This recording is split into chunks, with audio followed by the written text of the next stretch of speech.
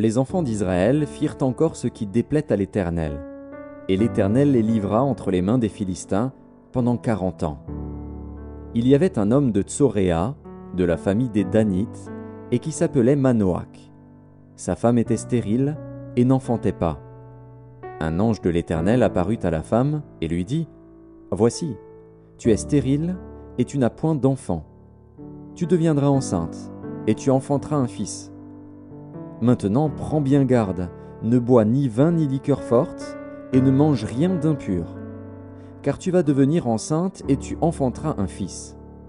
Le rasoir ne passera point sur sa tête, parce que cet enfant sera consacré à Dieu dès le ventre de sa mère, et ce sera lui qui commencera à délivrer Israël de la main des Philistins. » La femme alla dire à son mari : « Un homme de Dieu est venu vers moi, et il avait l'aspect d'un ange de Dieu, un aspect redoutable.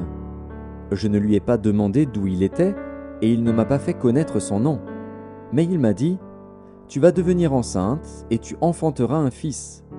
Et maintenant ne bois ni vin ni liqueur forte, et ne mange rien d'impur, parce que cet enfant sera consacré à Dieu dès le ventre de sa mère jusqu'au jour de sa mort. » Manoach fit cette prière à l'Éternel : « Ah, Seigneur, que l'homme de Dieu que tu as envoyé vienne encore vers nous, et qu'il nous enseigne ce que nous devons faire pour l'enfant qui naîtra. » Dieu exauça la prière de Manoach, et l'ange de Dieu vint encore vers la femme. Elle était assise dans un champ, et Manoach, son mari, n'était pas avec elle.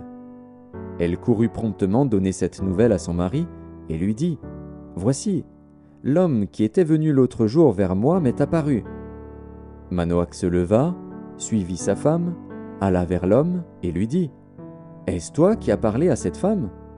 Il répondit : « C'est moi. » Manoach dit : « Maintenant, si ta parole s'accomplit, que faudra-t-il observer à l'égard de l'enfant, et qui aura-t-il à faire ?» L'ange de l'Éternel répondit à Manoach : « La femme s'abstiendra de tout ce que je lui ai dit. Elle ne goûtera d'aucun produit de la vigne, elle ne boira ni vin ni liqueur forte, et elle ne mangera rien d'impur. Elle observera tout ce que je lui ai prescrit. » Manoach dit à l'ange de l'Éternel : « Permets-nous de te retenir et de t'apprêter un chevreau. » L'ange de l'Éternel répondit à Manoach : « Quand tu me retiendrais, je ne mangerai pas de ton mets. Mais si tu veux faire un holocauste, tu l'offriras à l'Éternel. » Manoach ne savait point que ce fût un ange de l'Éternel. Et Manoach dit à l'ange de l'Éternel : « Quel est ton nom, afin que nous te rendions gloire, quand ta parole s'accomplira ?»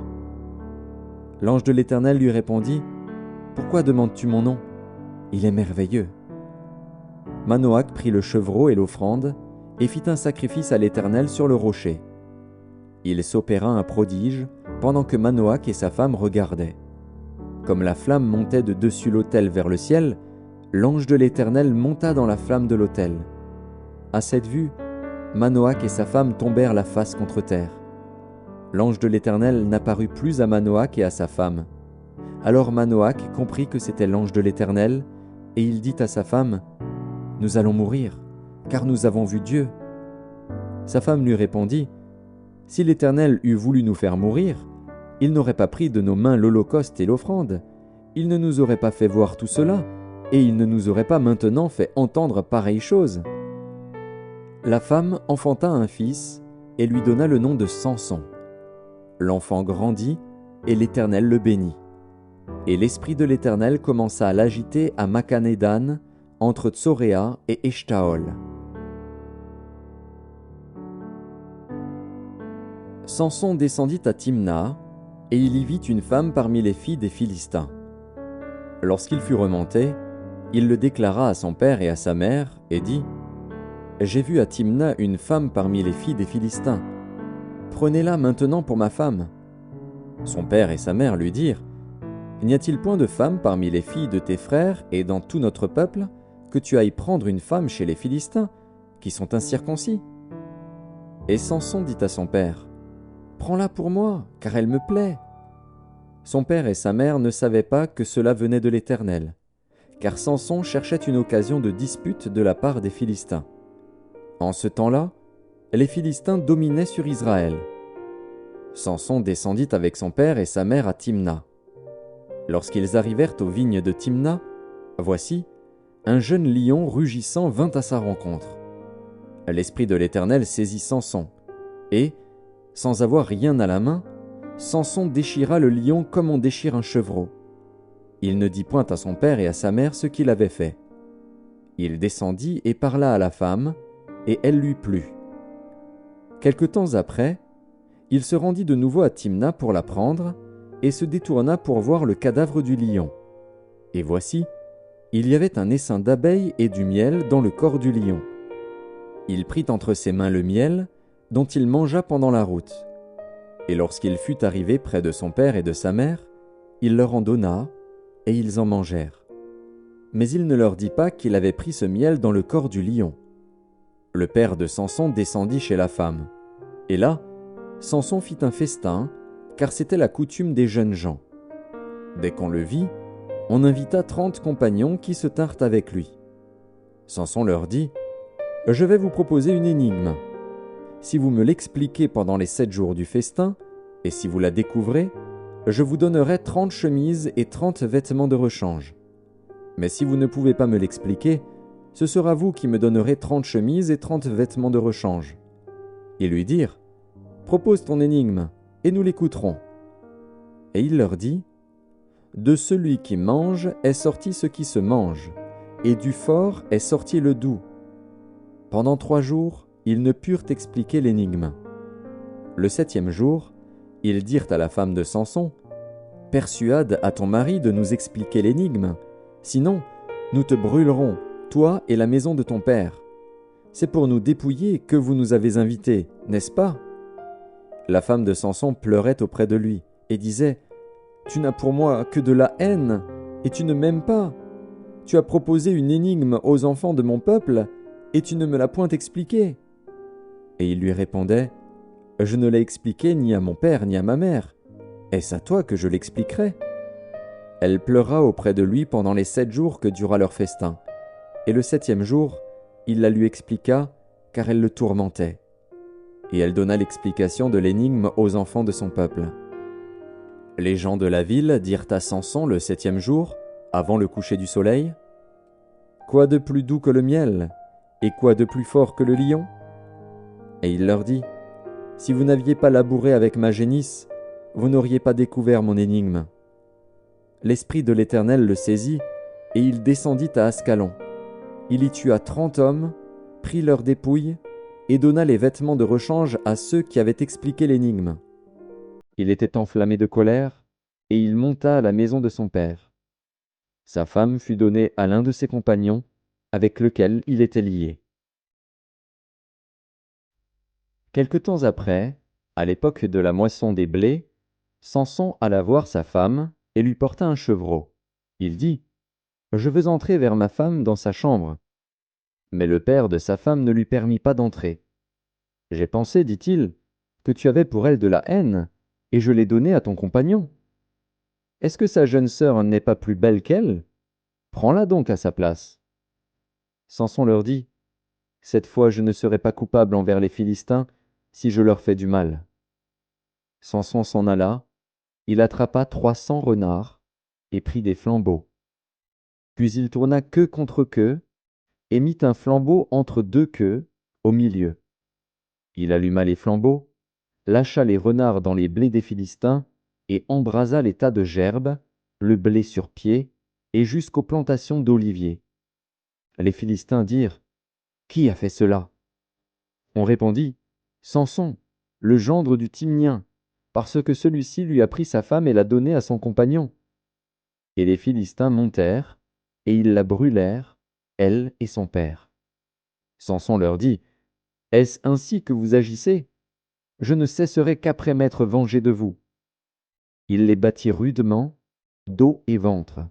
Puis il descendit et se retira dans la caverne du rocher d'Étam. Alors les Philistins se mirent en marche, campèrent en Juda et s'étendirent jusqu'à Léchi. Les hommes de Juda dirent : « Pourquoi êtes-vous montés contre nous ?» Ils répondirent : « Nous sommes montés pour lier Samson, afin de le traiter comme il nous a traités. » Sur quoi 3000 hommes de Juda descendirent à la caverne du rocher d'Étam et dirent à Samson : Ne sais-tu pas que les Philistins dominent sur nous? Que nous as-tu donc fait? Il leur répondit, Je les ai traités comme ils m'ont traité. Ils lui dirent, Nous sommes descendus pour te lier, afin de te livrer entre les mains des Philistins.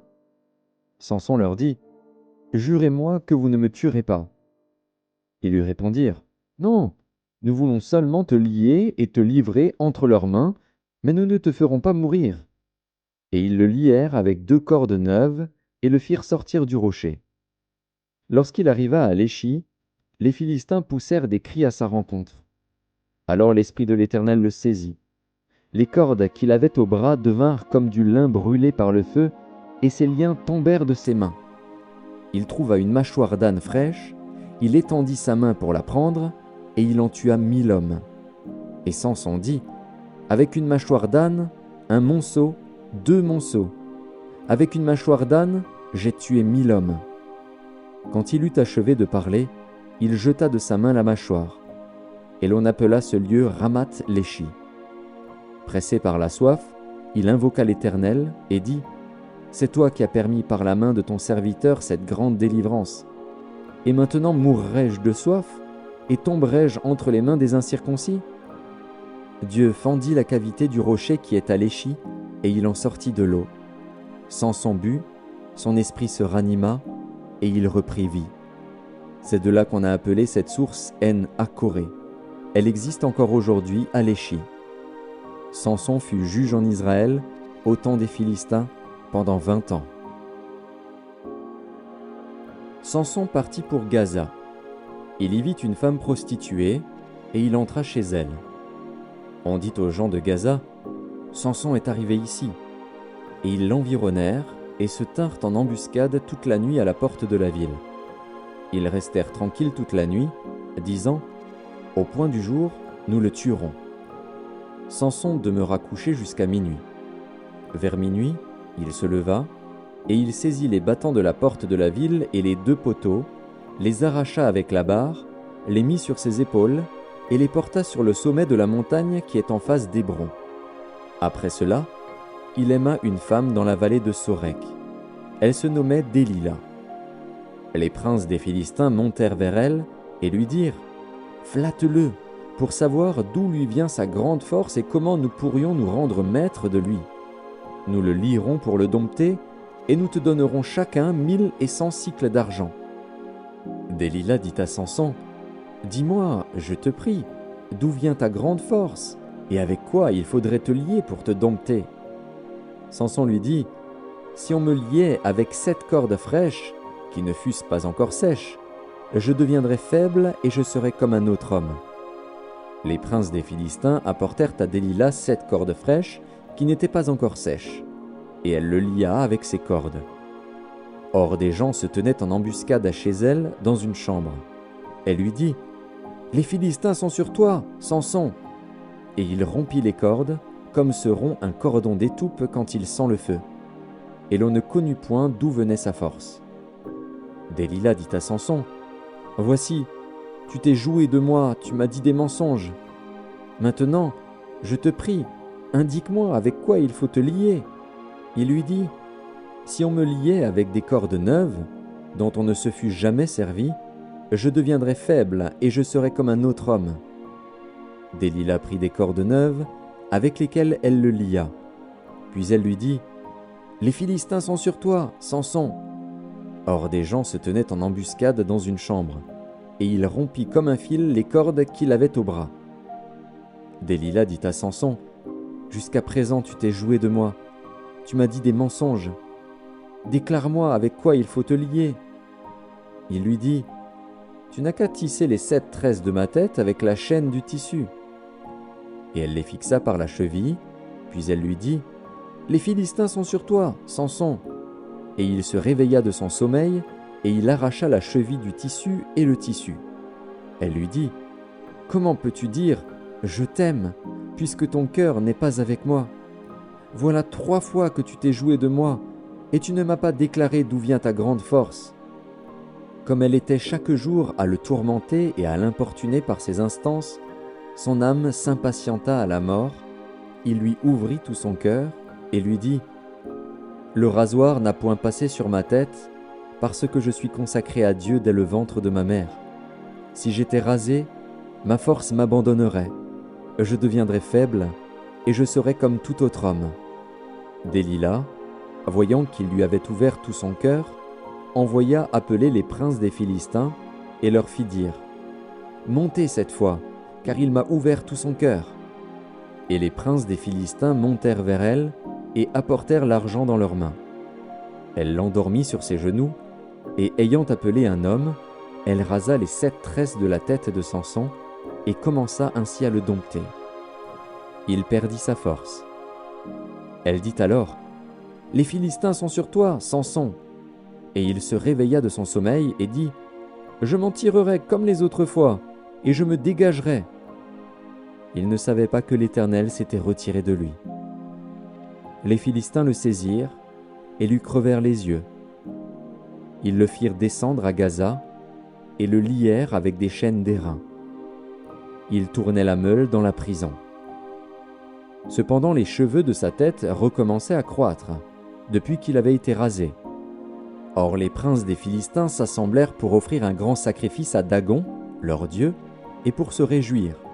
Ils disaient : « Notre Dieu a livré entre nos mains Samson, notre ennemi. » Et quand le peuple le vit, ils célébrèrent leur Dieu en disant : « Notre Dieu a livré entre nos mains notre ennemi, celui qui ravageait notre pays et qui multipliait nos morts. » Dans la joie de leur cœur, ils dirent : « Qu'on appelle Samson et qu'il nous divertisse. » Ils firent sortir Samson de la prison, et il joua devant eux. Ils le placèrent entre les colonnes. Et Samson dit au jeune homme qui le tenait par la main : « Laisse-moi, afin que je puisse toucher les colonnes sur lesquelles repose la maison et m'appuyer contre elles. » La maison était remplie d'hommes et de femmes, tous les princes des Philistins étaient là, et il y avait sur le toit environ 3000 personnes, hommes et femmes, qui regardaient Samson jouer. Alors Samson invoqua l'Éternel et dit : « Seigneur Éternel, souviens-toi de moi, je te prie, ô Dieu, donne-moi de la force seulement 7 fois, et que d'un seul coup je tire vengeance des Philistins pour mes 2 yeux. » Et Samson embrassa les 2 colonnes du milieu sur lesquelles reposait la maison, et il s'appuya contre elles. L'une était à sa droite et l'autre à sa gauche. Samson dit : « Que je meure avec les Philistins !» Il se pencha fortement, et la maison tomba sur les princes et sur tout le peuple qui y était. Ceux qu'il fit périr à sa mort furent plus nombreux que ceux qu'il avait tués pendant sa vie. Ses frères et toute la maison de son père descendirent et l'emportèrent. Lorsqu'ils furent remontés, ils l'enterrèrent entre Tsoréa et Eshtaol dans le sépulcre de Manoach, son père. Il avait été juge en Israël pendant 20 ans.